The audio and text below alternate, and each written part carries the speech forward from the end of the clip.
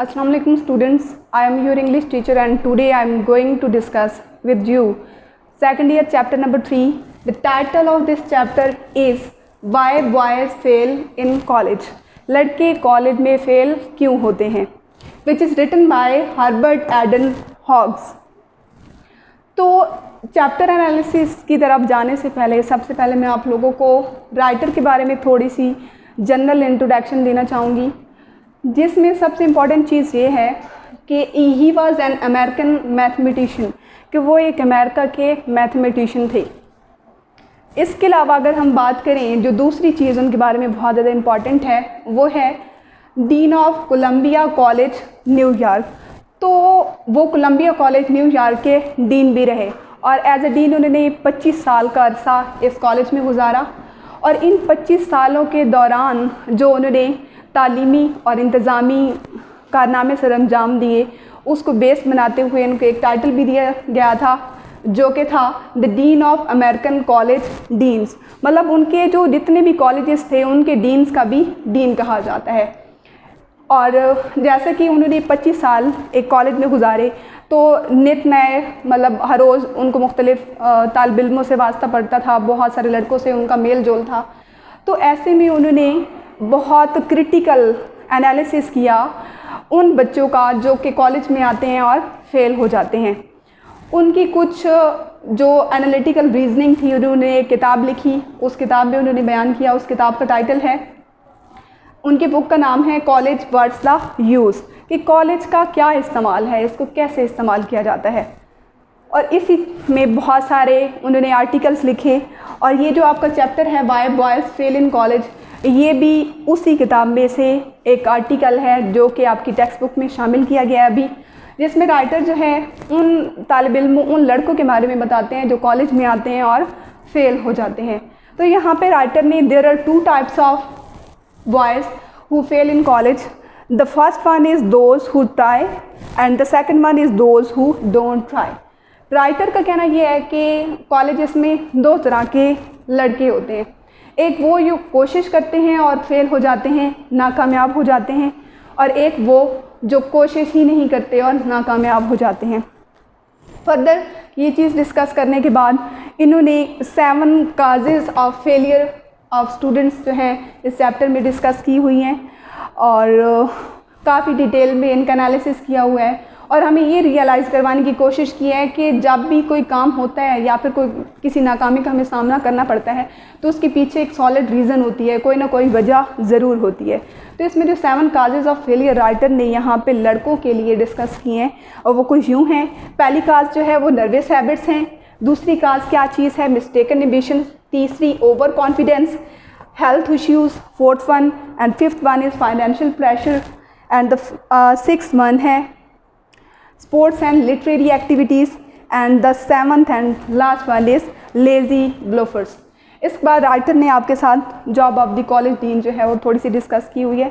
तो स्टूडेंट्स, मैं अब आप लोगों को काजेज़ के बारे में थोड़ा थोड़ा जनरल इंट्रोडक्शन देना चाहूँगी कि अगर हम बात करें नर्वस हैबिट्स की, कि नर्वस हैबिट्स जो हैं वो होती क्या चीज़ हैं और स्टूडेंट्स का इनके साथ क्या रिलेशन है, किस तरह स्टूडेंट्स जो हैं नर्वस हैबिट्स का शिकार होते हैं और इनसे इनका पाला पड़ता है.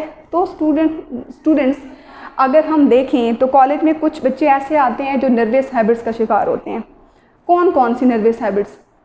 फॉर एग्ज़ाम्पल पेंसिल शार्प करना, इसके अलावा किताबों को तरतीब देना, इसकी बेहतरीन एग्जांपल हो सकती है.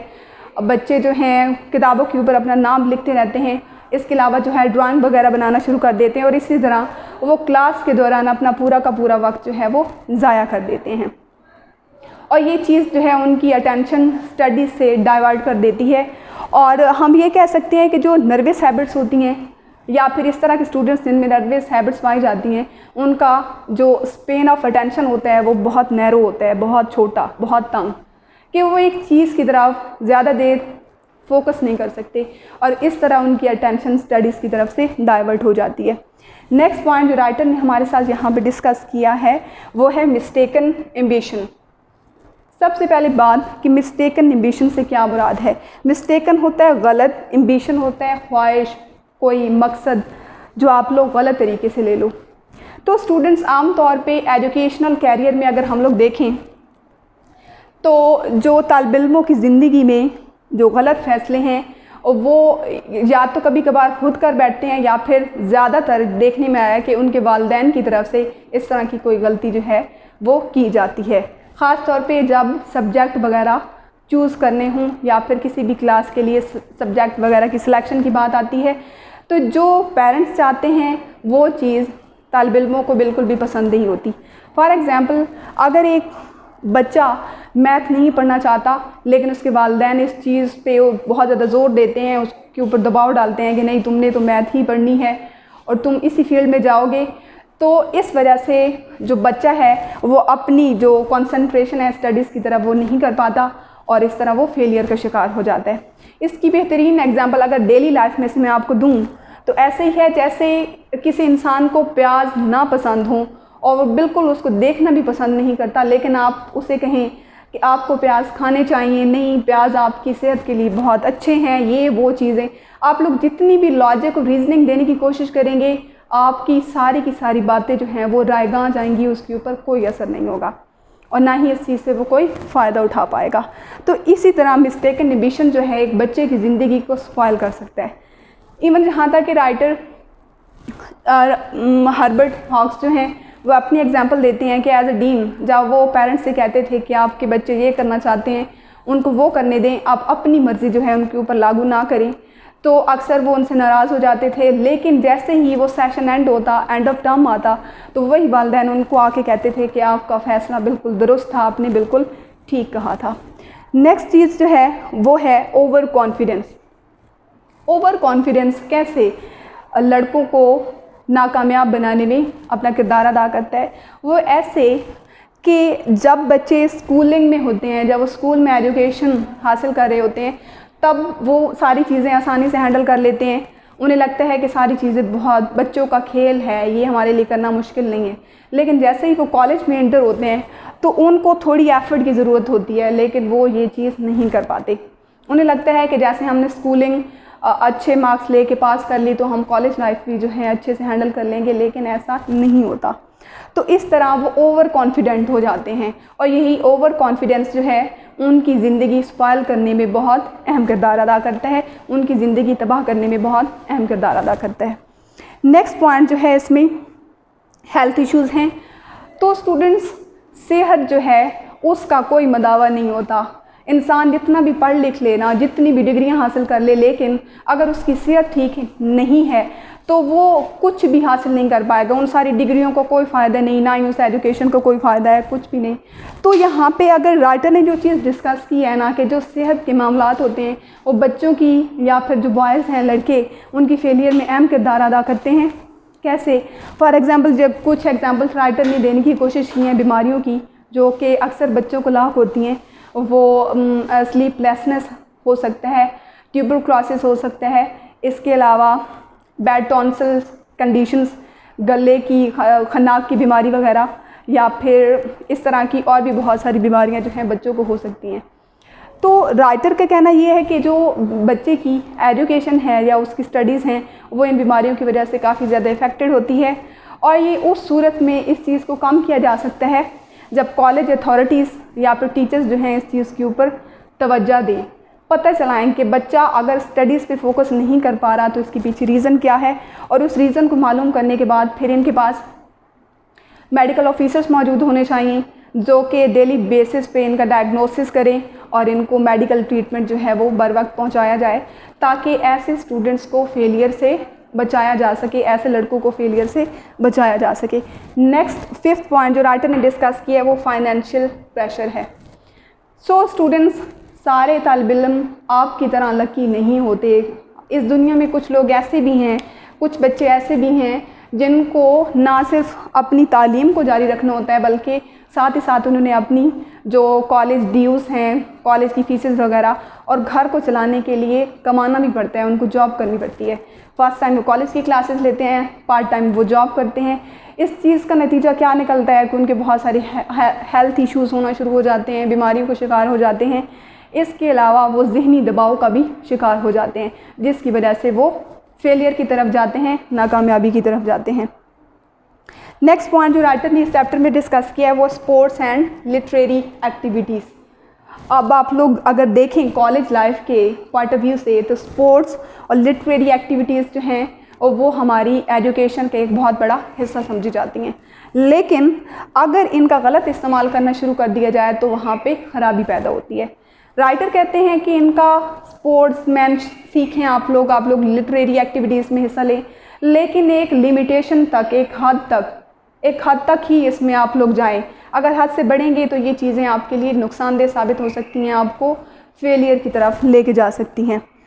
और राइटर इस तरह के लोगों को मशवरा देते हैं कि अगर आप लोग प्रोफेशनल स्पोर्ट्समैन बनना चाहते हैं तो आप लोग स्टडी को लेफ्ट कर दो और एक प्रोफेशनल खिलाड़ी बनने के लिए आप लोग उस फील्ड को ज्वाइन कर लो। फिर टोटल जो आपकी अटेंशन होगी वो एक साइड पे होगी, आपकी स्टडीज़ जो है वो डिस्टर्ब नहीं होगी। लास्ट चीज़ और लास्ट कॉज फेलियर की जो राइटर ने डिस्कस की है वो है लेज़ी ब्लफर्स। लेज़ी ब्लफर्स इंतहाई निकम्मे, अबाश और आवारा किस्म के लड़कों के लिए यहाँ पे यूज़ किया गया है कि वो लड़के जो कॉलेज में सिर्फ़ और सिर्फ फ़न के लिए, एंटरटेनमेंट के लिए और सैर व तफरीह के लिए यहाँ पे कॉलेज में एडमिशन लेते हैं, क्योंकि इस तरह की एंटरटेनमेंट, इस तरह का फ़न, इस तरह की जो चीज़ें हैं वो उनको कहीं और नहीं मिलती, तो इस वजह से वो कॉलेज में एडमिशन ले लेते हैं। तो इस तरह के जो लड़के होते हैं वो यकीनी तौर पे नाकामयाब होते हैं, फेलियर का शिकार होते हैं। राइटर जो हैं आपके हर्बर्ट हॉग्स, इनके बारे में ये कहते हैं कि ऐसे लड़कों को या तो कॉलेज से निकाल देना चाहिए या फिर इनको ज़िंदगी के चक्कर में धक्के खाने के लिए छोड़ देना चाहिए, ताकि वो अपनी ज़िंदगी से कुछ सीखें और सीख के हमारे पास वापस लौट के आएँ। हो सकता है जब वो हमारे पास वापस लौट के आएंगे तो उनमें से कुछ तालिब इल्म जो हैं वो कामयाब भी हो जाएं, लेकिन ये तो तब की बात है ना जब वो हमारे पास लौट के आना चाहें। अब वो अगर लौट के नहीं आना चाहते तो हम उनको वापस कैसे ला सकते हैं। लास्ट चीज़ इस चैप्टर में जो राइटर ने डिस्कस की है वो है job of the college dean, कि जो एक कॉलेज डीन होता है उसकी ज़िम्मेदारी क्या होती है बेसिकली। तो स्टूडेंट्स, एक कॉलेज डीन जो है उसकी ज़िम्मेदारी है कि वो सारे स्टूडेंट से पर्सनल कांटेक्ट रखे, उनके मसले मसाइल, उनकी प्रॉब्लम्स जो हैं, उनको जो स्टडी को फेस करते हुए स्टडी के दौरान जो उनको फेस करनी पड़ रही हैं उनके बारे में मालूम करे और उनको हद दर्जा जहाँ तक मुमकिन हो सके उनको सॉर्ट आउट करने की कोशिश करे।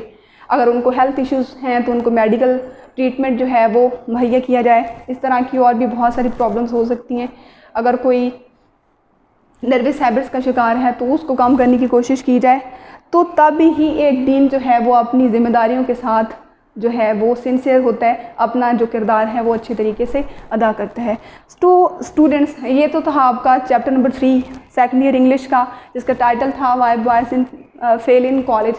तो अपना लेक्चर कंक्लूड करने से पहले मैं आपको इसकी थोड़ी सी जनरल समरी बताना चाहूँगी कि आज हमने इसमें क्या क्या चीज़ डिस्कस की। तो स्टूडेंट्स, सबसे पहले हमने डिस्कस किया इसके टाइटल के बारे में, why boys fail in college, के लड़के कॉलेज में क्यों फेल होते हैं। इसके राइटर हैं हर्बर्ट एडन हॉग्स। उसके बाद हमने राइटर के बारे में जनरल इंट्रोडक्शन किया। उसके बाद हमने चैप्टर के बारे में पढ़ा कि ये चैप्टर लिया कहाँ से गया है। तो उसमें हमें पता चला कि ये एक किताब में से लिया गया था और उस किताब का नाम था कॉलेज व्हाट्स द यूज़, और ये लिखी गई थी हर्बर्ट एडन हॉग्स के ज़रिए। और इस किताब में जो आपके राइटर हैं उन्होंने 2 तरह के लड़कों के बारे में बात की है जो कॉलेज में फेल होते हैं, एक वो जो कोशिश करते हैं और एक वो जो कोशिश नहीं करते। फिर एंड पे उन्होंने 7 काजेज़ बताई हैं फेलियर की, इन्हीं 2 टाइप्स पे बेस करती है, मतलब जो कोशिश करते हैं और जो नहीं करते, उसके पीछे भी कोई काज होती है और वो 7 काजेज़ हैं और वो 1 बाय 1 हमने डिस्कस की। और लास्ट में हमने डिस्कस किया job of the college dean, कि कॉलेज डीन की जिम्मेदारियाँ क्या होती हैं। तो आई होप सो कि आपको आज का मेरा ये लेक्चर समझ में आया होगा। उम्मीद करती हूँ कि इंशाल्लाह हम नेक्स्ट लेक्चर में मिलेंगे। Thank you so much.